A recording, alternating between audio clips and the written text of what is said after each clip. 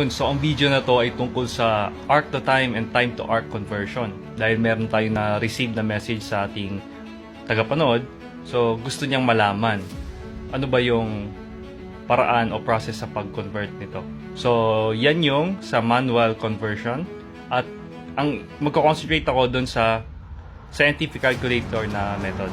So through scientific method tayo kasi ito yung pinakamadali talaga tsaka ito yung pinaka-practical. So yung sign na yan, yung tinuturo ko dyan, ang ibig sabihin yan degrees, minutes, and seconds na sign.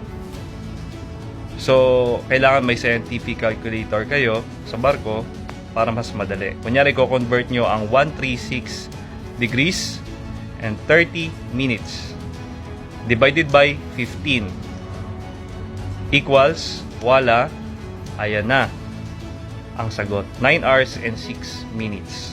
So i-convert mo ulit yan papuntang longitude, times mo naman ng 15, and then meron kang 136 degrees 30 minutes.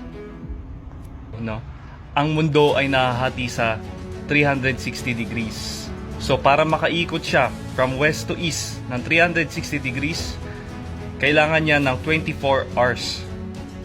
So di ba pag sa mapa tinignan nyo, sa east merong 180 degrees, sa west may 180 degrees, i-add mo to 360 degrees lahat yan.